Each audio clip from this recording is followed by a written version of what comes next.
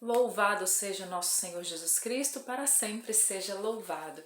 Rezemos juntos, meus irmãos, para que nós possamos iniciar então essa primeira carta de São Pedro, né? Nós faremos hoje os capítulos 1 e 2 da primeira carta de São Pedro. Peçamos então sobre nós a graça do Espírito Santo. Pelo sinal da Santa Cruz, livrai-nos Deus nosso Senhor dos nossos inimigos, em nome do Pai, do Filho e do Espírito Santo. Amém.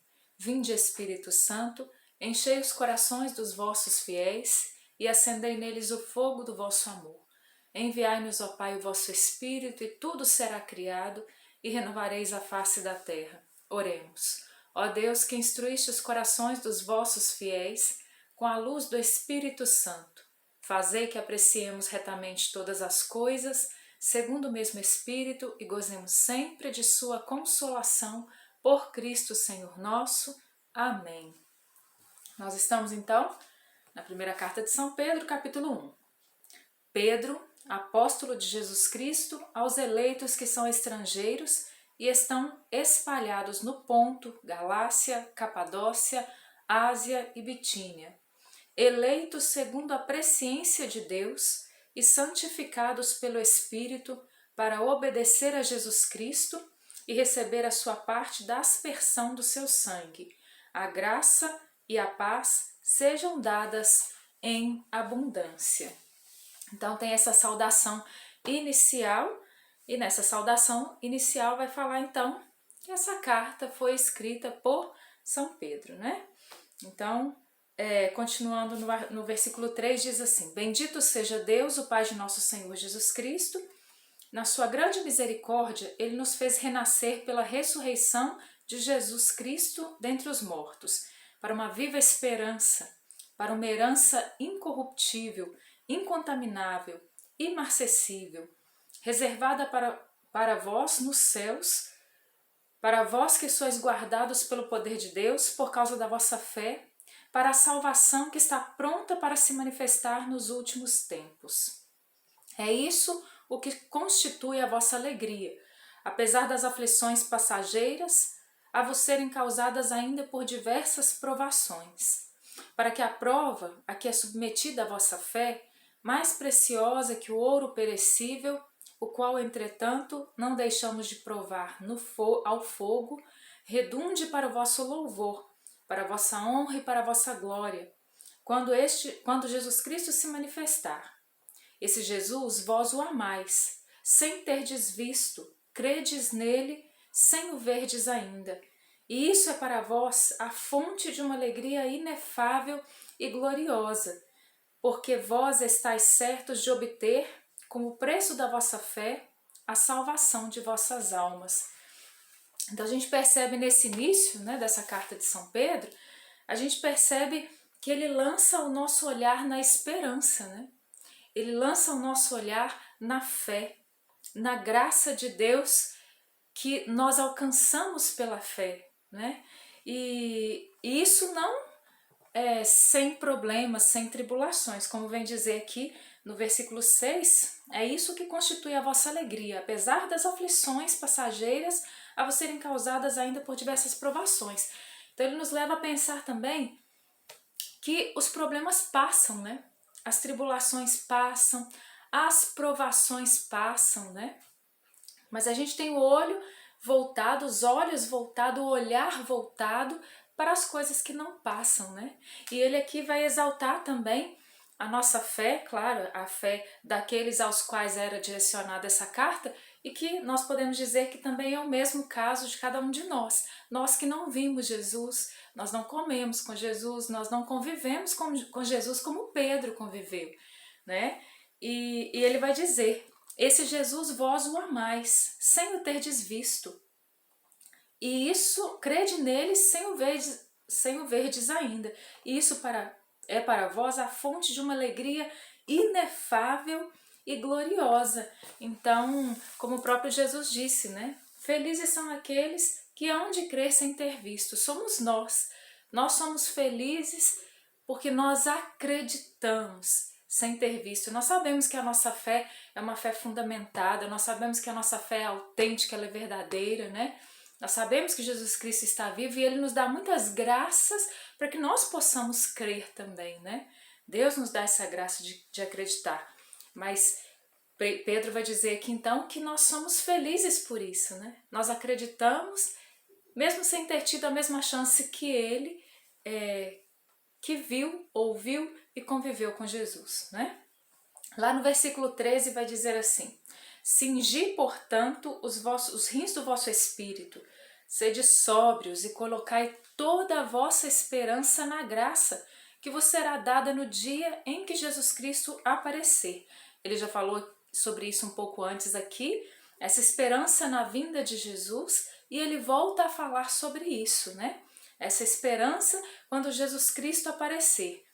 A maneira de filhos obedientes, já não vos amoldeis aos desejos que tinhais antes, no tempo da vossa ignorância.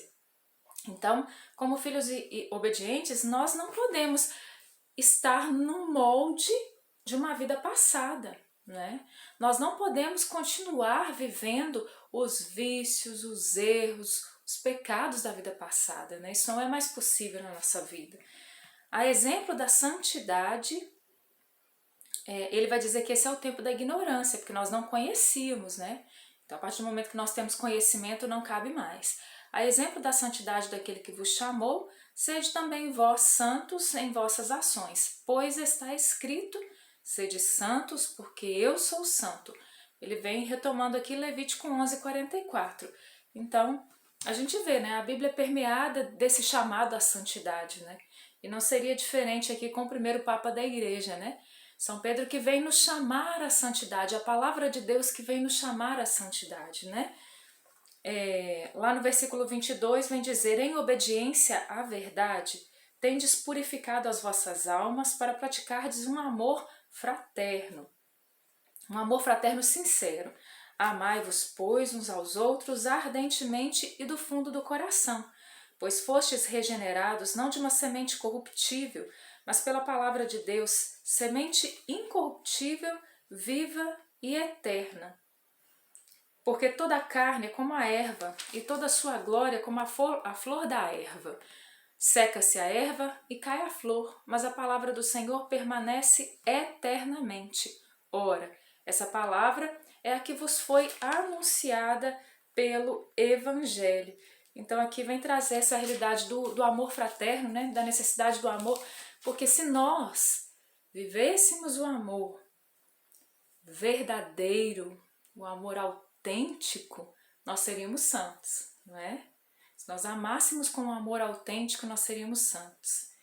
E aqui vem dizer também da palavra de Deus, né? Essa palavra que nós recebemos, que é o próprio Evangelho, ele veio nos regenerar, ele veio nos criar em nós um coração novo, né? Veio nos dar um espírito decidido, e é necessário que seja assim.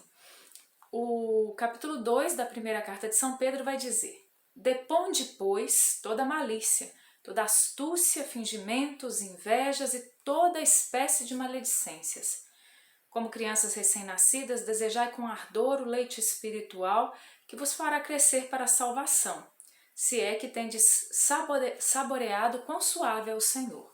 Achegai-vos a Ele, pedra viva, que os homens rejeitaram, mas escolhida e preciosa aos olhos de Deus.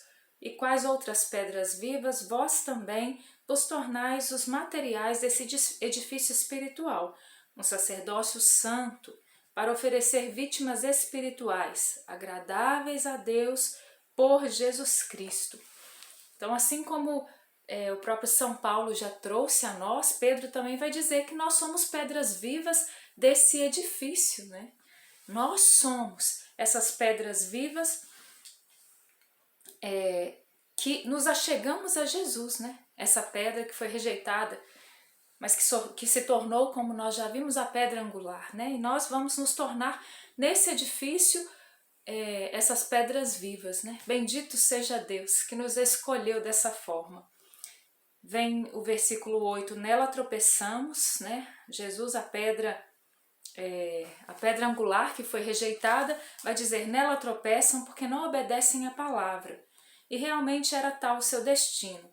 Vós, porém, Sois uma raça escolhida, um sacerdócio régio, uma nação santa, um povo adquirido para Deus, a fim de que publiqueis as virtudes daquele que das trevas vos chamou à luz maravilhosa, a sua luz maravilhosa. Então, quem é que vai tropeçar nessa pedra, né? Nessa pedra angular que foi rejeitada? Aqueles que o rejeitam, né? Aqueles que não obedecem à palavra. Aí vai dizer, vós porém sois uma raça escolhida, povo régio, nação, sacerdócio régio, nação santa, povo adquirido para Deus, a fim de que publiqueis as virtudes daquele que das trevas vos chamou à luz maravilhosa, né? Precisamos ter consciência disso. Nós fomos chamados das trevas à luz maravilhosa do Senhor, né? Por isso as trevas não podem mais habitar em nós. Vós que outrora não erais seu povo, mas agora sois povo de Deus. Vós que outrora não tinhais alcançado misericórdia, mas agora alcançastes misericórdia. Caríssimos, rogo-vos que como estrangeiros e peregrinos vos abstenhais dos desejos da carne que combatem contra a alma. Comportai-vos nobremente entre os pagãos. Assim, naquilo em que vos caluniam, como malfeitores, chegarão, considerando vossas boas obras, a glorificar a Deus no dia em que Ele os visitar. Então aqui está falando do testemunho, né? Através do testemunho de vida, através do exemplo de vida, é que nós convenceremos e converteremos os outros pela graça de Deus, para que eles acreditem naquilo que a gente acredita também. Então, se no primeiro momento nós somos caluniados, né, e vem tantas maledicências com o nosso nome, mas se nós nos mantemos íntegros, nós nos tornamos um exemplo. Mas se pelo contrário, nós vivemos de uma forma realmente que não condizente com a nossa fé, nós seremos então um contra-testemunho para esse mundo, né? E não é isso que nós queremos. Versículo 16, comportai-vos como homens livres, e não à maneira dos que tomam a liberdade como um véu, para encobrir a malícia, mas vivendo como servos de Deus. Sede educados para com todos, amai os irmãos e temei a Deus, respeitai o rei. Então aqui vai falar que a gente precisa se comportar como homens livres, né? E não usar a liberdade como se fosse ali um véu a nos encobrir, né? Que seja uma liberdade verdadeira, perfeita. Carregou, no versículo 24, os nossos pecados em seu corpo sobre o madeiro, para que, mortos aos nossos pecados, vivamos para a justiça. Por fim, por suas chagas fomos curados, porque éreis como ovelhas desgarradas, mas agora retornastes ao pastor e guarda de vossas almas.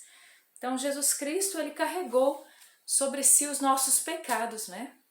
Ele tomou sobre si as nossas enfermidades para nos curar, para nos resgatar, para nos libertar, para nos restaurar. E nós precisamos então nos deixar guiar por Ele, como as ovelhas se deixam guiar, né? Outrora nós estávamos desgarrados, né? Como ovelhas desgarradas, como ovelhas sem pastor, mas nós entramos no redil de Cristo e precisamos nos deixar guiar por Ele, né? Que o Senhor nos ajude na nossa caminhada. Peçamos a intercessão de Nossa Senhora, que ela interceda por nós diante de Jesus. Ave Maria, cheia de graça, o Senhor é convosco. Bendita sois vós entre as mulheres, e bendito é o fruto do vosso ventre, Jesus. Santa Maria, Mãe de Deus, rogai por nós, pecadores, agora e na hora da nossa morte. Amém. Glórias ao Pai, ao Filho e ao Espírito Santo, como era no princípio, agora e sempre. Amém. Em nome do Pai, do Filho e do Espírito Santo. Amém. Louvado seja o nosso Senhor Jesus Cristo, para sempre seja louvado.